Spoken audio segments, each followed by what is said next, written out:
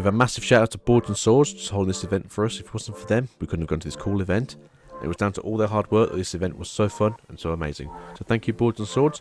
Link in the description to their website. If you're in the area, please go and see them. They are fantastic, and it was a lovely, wonderful atmosphere. Morning all, we are now here, somehow survived the long journey from hell to less hell. We are at lovely Boards and Swords to have fun and probably cry a little bit on the way home. So this is our first time for a Digimon pre-release, as this is the first Digimon pre-release that actually has been here since the original 0.0 pre-release, which wasn't even a pre, it was really weird. So let's have some fun. Say hello, Stephen. Hello. Good. So, a little bit beforehand. Smile. See it in your eyes. So, deck profile time. This is what we've all come to see. So, this is my claiming second deck. In all fairness, I'm an idiot. I should have been joint first, I think. But, I'm an idiot. And that's what I get for playing like an idiot. So, this is my baby section. So we've got 4 Gigimons here. These are my main babies. 9 times out of 10, your opponent's going to have a lot of discarded cards by sort of like turn 3 or 4. Either you've struck on their security, or they've used some option cards, or you struck into one of their Digimon because they swung at you and you thought, it's going to be better before they can Digivolve. Or for instance, maybe they've got a Mega out and they've hit your security stack and you're very lucky, you got a Gaia Force, the first one on top. That's baby to Mega straight into the discard pile. That's 5 cards right there. Yokomon is the 4th option for now, which is the when you attack you gain 1000 DP, which is very good to go with Galapmon's effect, as the attacking effect just activates. So again, when they've got trash, activates the effect, starts destroying their security stack. But that's those for now. So we have ourselves 3 of the promo Agumons. If you have Grey in its name, it gains an extra 2000 DP for the turn. It's a fantastic card. I do love this card. I think it's really, really good. It's only going to get better as time goes on. If you can, I do recommend getting yourself a playset of these if you are interested in playing red, just because of how good this is. We have 1 Guilmon. No real reason why Guilmon's in here other than the fact that I just like Guilmon. He has the same effect as Gigimon. If your opponent has 5 trash, then you gain 1000 DP for your Digimon. Uninherited effect, obviously. We have 4 of the Wolfmon, just a high DP, 0 cost to evolve. This is generally what I'm going to use if I can, to evolve first, if I can't have access to either Agumon or Agumon.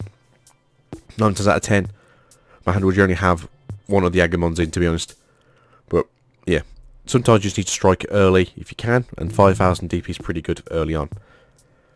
And then you got the structure deck Agumon. Again, this is just extra 1000 DP for your turn. Which, it's always nice to have just a little bit more attack, especially in the security rush deck that this is. So, champions.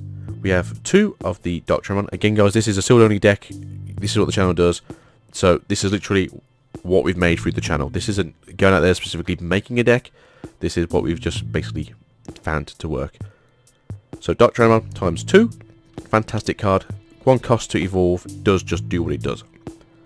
We have 4 blockers, which are more useful than you think, especially if you're going to get something like Rookie Rush, where they don't really want to attack into you until they can basically board wipe you. So that can be quite interesting gameplay-wise. We have 3 of the BT1 Greymon, which is the add 2000 DP inherited effect. Again, this is going to be more for those when you just have to beat over something, especially later as it goes on. This deck will continually work for a while, just because, luckily enough, I have Omnimons in this deck, I have all Greymons in this deck, I have a Galapmon in this deck. Adding constant amount of thousands of DP to my Mega when I strike in is going to stop me from getting destroyed on the secure stack. Obviously, it doesn't stop option cards, but there we go. Then we have this cool Greymon, which is from the structure deck, which is also a prize support card as well. Fantastic. I'd love to get some more of these.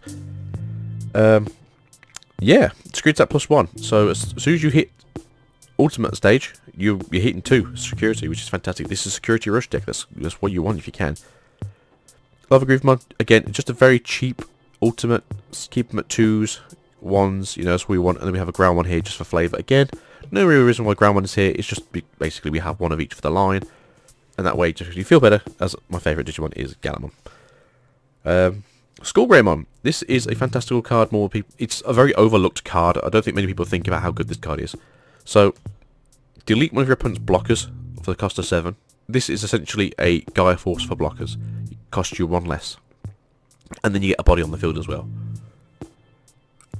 You're gaining an advantage by having an extra body on the field just because you hit basically a Gaia Force to target. Fantastic. Then we have our cheap ultimates. This essentially is again just the whole like, hey, I want something cheap. It's a 2 cost to Digivolve. And I'm going to go over what my strategy's been for quite a lot of my games that actually helped. We have the structure deck, Metal Greymon. This is when you get blocked, you get free extra memory, which is really good, but most of the time it's going to suck because you don't really get to use that very often, or there's not much you can normally do because you already planned out all your memory costing. Then you attack, and then you got to figure out what you want to do next. War Greymon. This is kind of interesting. This is kind of like a rookie rush sort of like stop target. So this is essentially just a, hey, I've got a tamer on the field. I'm going to play this. And when I Digivolve, it's just going to basically destroy a very low rookie. So like the Agumon promos, the Agumon from the deck. That's ST1. Yes, that's the structure deck. Wouldn't affect Gilmon, I don't think. I think it's 2,000? No, 3,000. Yeah, so even Gilmon would be destroyed. So it does affect a lot of rookie rush players a bit more effectively than you think, but it's only targeting 1 card. And then we go on to the Megas. So Megas are Volcanodramon. Again, I'm playing Security Rush. I get an extra security attack on this card, as well as its on-play effect, which is destroy all rookies under 4,000 DP? Under 4,000 DP. That does affect a lot of rookies in the game. There are obviously going to be more rookies now that are at 5,000 DP, so it's going to be a bit more awkward if people are going against those decks. But in all fairness, this is pretty good. We have 1 Galapmon. Now you might be thinking this isn't the usual Galapmon. No, look forward to the next episode where we actually get the updated version, so we get this nice alternate art. I really do love this art in all fairness. I think it's fantastic. But yes, Galapmon is more capable of destroying games than you think. As we said, super easy to get yourself 5 trash on your opponent's side. It's super easy to get another 5 in there. And then once you do, every time you swing in for an attack, even if you're just hitting your opponent's Digimon, it activates the effect of, for every 10 trash your opponent has, remove a security card. Purple cannot play against Galapmon. Galapmon literally slaps purple in the face because they want to trash the deck. Oh, looks like you got 30 in there? Alright, sure, yeah, just there goes free security. Next turn, free security again, and then I'll just hit you for your life. Galapmon is a lot better than people think. He's not fantastic, he's not the best card in the world, but he does have his hidden moments. Then we have War Greymon. War Greymon is basically the key for this deck. This is the structure deck. War Greymon, this isn't the cool one from BT1. So what he does is for every 2 evolution sources he has underneath him, he gains a security attack. And when we finish doing our talk, we'll actually go over how this really works really well. So we have the good tie. So this tie is every time you have 4. So it's the whole like memory game one. So it's like if you have 2 or less memory, you have 3 memory for the start of the turn. It also has every 4 evolution sources you have on a Digimon, it gains security attack +1. So then we have the I'm going to say that the Poopier tie, which is you get extra, all your Digimon gain an extra 1,000 DP on your turn. And then Sora is activation effect. I think it's you gain 2,000 DP. Yes, you gain 2,000 DP for your Digimon. So yeah, just pick a Digimon and go, yeah, more damage. Omnimon here is just essentially, everyone knows what Omnimon does. You Digivolve him, you pick a Digimon. If anything's more than that type on that field, you just wipe them all off the field. It's essentially the effect from War Games. And then you have the, I think it's attacking, or is it just once per turn effect? When attacking, you can get rid of the level 6 underneath this or something, and then you get to activate again. So yeah, you can strike twice in one turn. Omnimon's pretty cool. I like Omnimon. I look forward to the rest of the Omnimons we get soon in BT5, so that's a thing. And then we have 4 Gaia Forces, which I've been told is very strange. Apparently you don't play 4 Gaia Forces, no, you only play 3. Or, no, you only play 2, sorry. So, yeah, I'm the odd person who's running 4 Gaia Forces in their red deck, so, but I'm not playing a standard red deck either, so that makes more sense, I suppose. So, the combo that we get, so we're quite lucky. If we get, like, 4 memory or something to start our turn, so if we go second, we get 4 memory. So, you go, baby. You go, free to Digivolve. Now, if you get really lucky, you can go Greymon, so you got 2 memory left. Then you go Lovagritamon, so you got 0 memory left. And then you Mega Evolve into All Greymon, so you give them 4 memory for the turn. Well, you're still in your breeding area, so they can't touch you. And then they go, you know what, sorry, I'm going to strike your security stack. You get super lucky. So they go, okay. Ty is now on the field. So you've now got a security attacking 1, 2, 3. You also got security attack +1. So that's now 4. You don't have the Ty in the field. That gives you an extra security attack if you have 4 or more